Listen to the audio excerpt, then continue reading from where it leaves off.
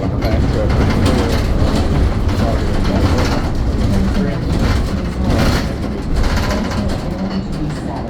so also, I was putting up the shoe rack, and I'm standing next to it, just standing there. And then she takes her arm and rests it against my arm. I'm looking at her like, what the hell you doing? I said, what are you doing? Because you need to calm down. Next stop, Remsen Avenue and Lennox Road. Please exit through the rear door. Yeah, they're trying to, again, test my emotional state, right? To see how I would react to doing that. Simply because of the fact that she took my hat. But like I said, I documented. Gaslighting. See, that's why, like I said, they cannot affect me how they used to be. I know all the tactics and all the schemes.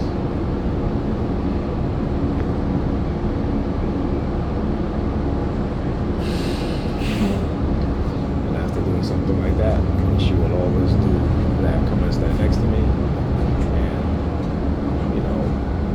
rest her This stop is arms Remsen against my Avenue and arms. Lennox Road.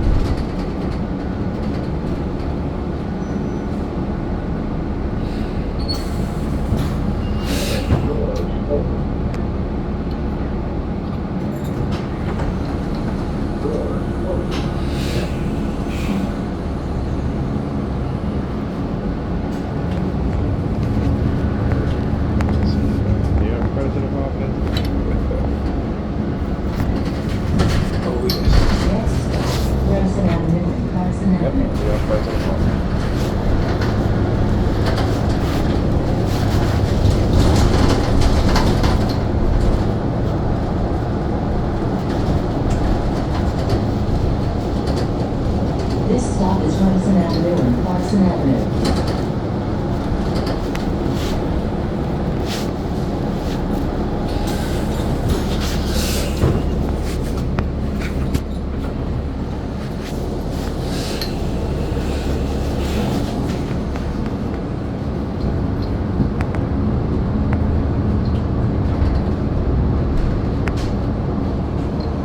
Next stop, Remsen Avenue and Winthrop Street.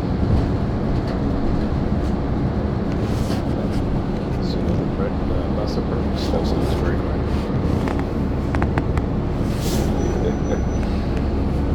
I tell you, they think they're so slick.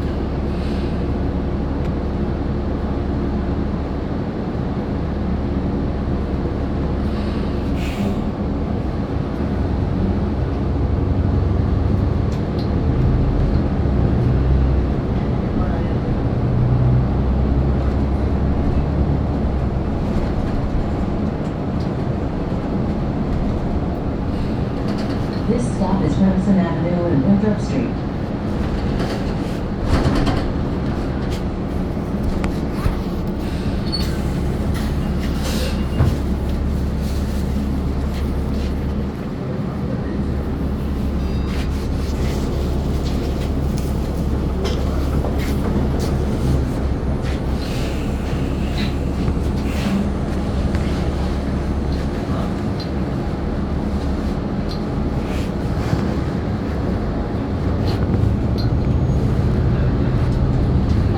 Please exit through the rear door.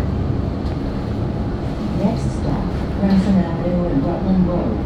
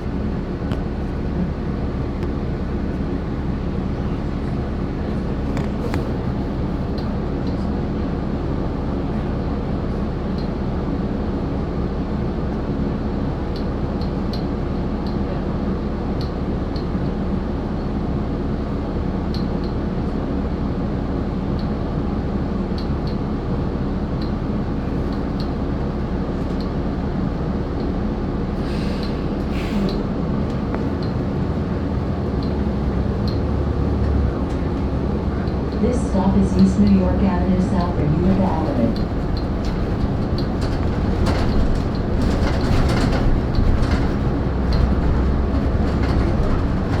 Next stop, East New York Avenue and Schenectady Avenue.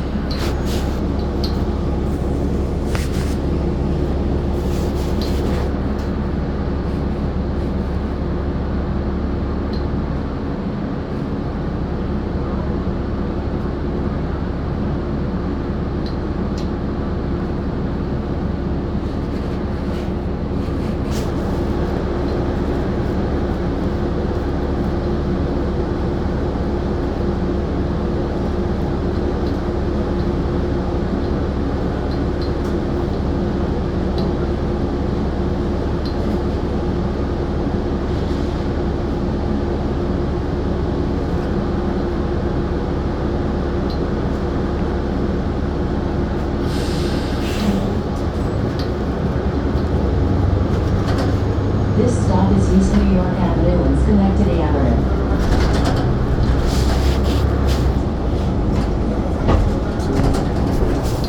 Next stop, Troy Avenue and East New York Avenue. Transfer available to be 12. Guys, how is that? It's on the block. Please exit through the rear door. Adams are through. This stop is Troy Avenue and East New York Avenue.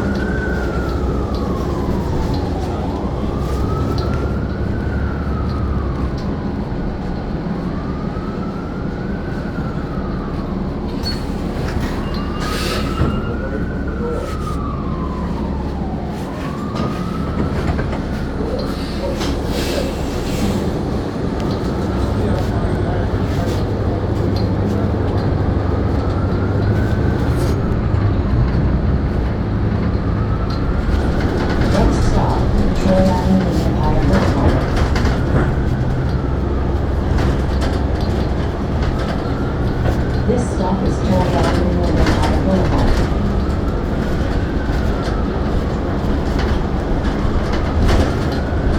Next stop, Troy Avenue and Montgomery Street. This stop is Troy Avenue and Montgomery Street. Next stop, Troy Avenue and Paris Street. Please exit down the rear door.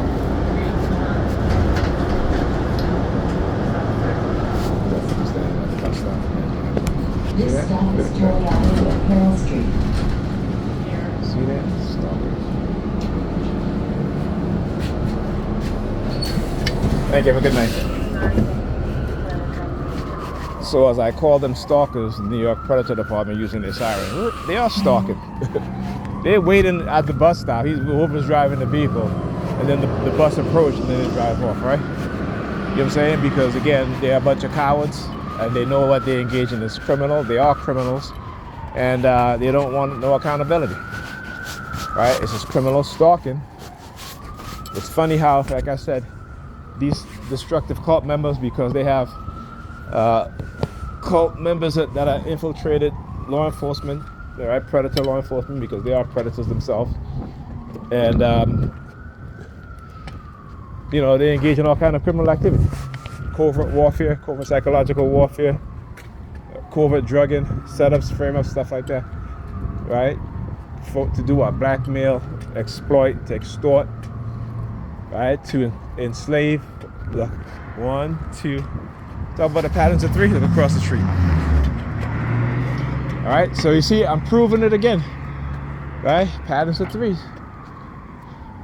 Look, of course, turns around and walk back the other way, right? See? See? The use of color, right, as a what? As a weapon, weaponization of color. What is called dark psychological color warfare. All right, now pay attention. Okay, because I want you guys to see.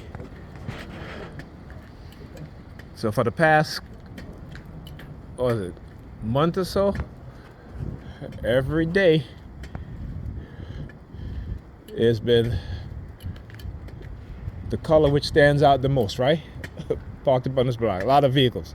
See, there's a lot of white vehicles too. So recently, and look where they all parked. Right? Look, bunch of white vehicles. Look where they all parked.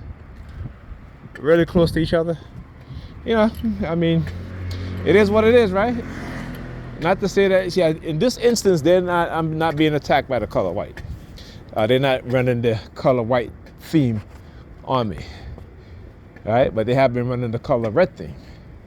And what you don't see is that you don't see a lot of red cars, right? There's one here, right? But, the past month or so, and I talk about the conditioning, right? The brainwashing. Look. Flashing his lights. When you flashing your lights for whoever that is, flashing their lights. See that? Flashing their lights. Come on now. Look. Do it again. All right, do it again. Flash your lights. And you see why? Because as soon as I approach the red vehicle, now look, there's no other color car on this block that is red, right? But as soon as I approach, they're flashing their lights. All right? Now, look, here's the thing. Watch. I'm gonna stay out here. Just want to show you guys. Okay, so let me ask you a question. They've been parked there, right? They've been parked there. So from the time I turned the corner, their light was on. As soon as I approach, right, with the red vehicle, they started flashing their lights, and not their headlights. Okay. They're not flashing their headlights. They're flashing their fog light. See the fog light? That's what they're flashing, right? Is a kind of an orangey color, like a mustard color. Okay. Oh, they are leaving. I thought they was parking. Look at that shit. What the heck they do? Oh, they're leaving. So again, here we go. So both of them were standing in the street. I see you looking, buddy. Both of them were standing in the street, right? As soon as I approach, actually not both of them. The woman was standing in the street because the dude was sitting in the vehicle, right? See, there you go. The dude was sitting in the vehicle. She was standing in the streets, I guess, talking to him, right, while he's flashing his lights, and then she walks over here, right, and then he starts flashing his lights as soon as I got to the red vehicle here. So look, you guys see, there's no other vehicle on this block that the color is red, except for this one. Again, I just want to show you guys how they use coercive psychological persuasion, psychological color warfare, right? And it is criminal what it is that they're doing. And the fact that, they can get away with it, right, when it suits them. I should say get away when it suits them, but the fact that they will engage in it so blatantly, right? I don't know what you're looking at, girl. Go back over there. Ain't you getting in the car? You know what I'm saying? See what I'm saying?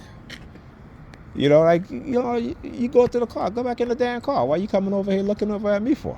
You know what I'm saying? So again, it tells you, look, when I talk about community stalking and the New York Predator Department, they think that they've manipulated everyone into believing their lies and their bullshit, but they haven't, okay? And the reason why, those who believe their bullshit is because of their religious belief system. And I talk about the believer's mindset, right? Because the one thing that they're trying to do is to try to say, oh, I'm a threat to society. I'm a threat. No, I'm not. They're the threat, all right? See, they cannot prove I'm a threat, but I can prove they're a threat. Right? You look at their behavior, look at what it is that they do. Right? And when I talk about how they engage in manipulating people to commit crime so that they can, engage in their agenda, whatever that agenda is. And, what I know that agenda is the fact that they want to microchip people. And so how do they go about doing it? And how do they get the public to go along with it? And the public now realizing that it's going to happen to them too. Because it's about control. If they haven't already been microchipped. When I listen to Whitney Webb and Catherine Fitz, and they talk about the bioengineering of nanotechnology, we may all have this shit in our bodies and don't even understand it, don't even know. Okay? Like I said, they're very slick on what it is that they do and how they create certain agenda and how they engage in certain activities and trying to criminalize people within the society based on their bloodline, based on the fact that they see them as leaders, not threats per se, but as it is threat, right? They when it comes to black men and black women who have leadership qualities, particularly, in terms of bucking against the system and not falling in line, right? But pointing out and recognizing the corruption within the society, particularly this white supremacist society and what it does to our people. They want to keep you asleep, docile Negroes. Right? They want to pacify you and keep you pacified. Right? So when they want to engage in certain type of activities, and they will always switch up their message depending on, because again, they always have to be, they always got to keep ahead of you in terms of messaging, because they have to control the message. So even when the message goes against common sense, they'll do it until people start to wake up. And when people start to wake up, then they'll change the messaging, and then you forget about the bullshit that they were talking about or they were doing, right? They understand how to manipulate our minds. They understand how to infiltrate groups and organizations, particularly civil rights, human rights organization, and neutralize them. Okay? And the religious aspect of the believer's mind is what makes them so susceptible to brainwashing, to manipulation, to deception. Remember, I used to be one, okay? And once I start to realize what's going on, once I start to look at the system and start to see the system, once I became unplugged, right, you start to see the system for what it really is, right? And so what they try to do is to try to keep you back into the realm of belief. And when you see the reality, they will threaten you for seeing the truth. Because like I said, they are afraid of the truth. But the truth is my armor, my weapon against them. My shield against their lies, their deception, their manipulation, their evil. Okay, and I'll keep talking about it. I'll keep exposing them. And I just showed you guys tonight a perfect example of how they get civilians to engage in crimes against another human being or other groups of people. Okay? And they teach them psychological manipulation. They teach them cognitive warfare narrative. Right? But there's only a few of them that they recruit to teach these things. I talk about Negropeans, right? Negropeans, they want to be in white spaces when white people don't want them there because they want to feel like they're just as good as white people. But I don't have to feel like I'm just as good as anybody. Okay, there's never been anything in my personality trait that will say to me, oh, well, you just as good as this white person. You're just as good as this Asian person. You know, I do my job. I used to do my job to the best of my abilities. Right? And I'm always learning. So I don't have that superiority complex. I don't have that inferiority complex that the majority of Negropeans do.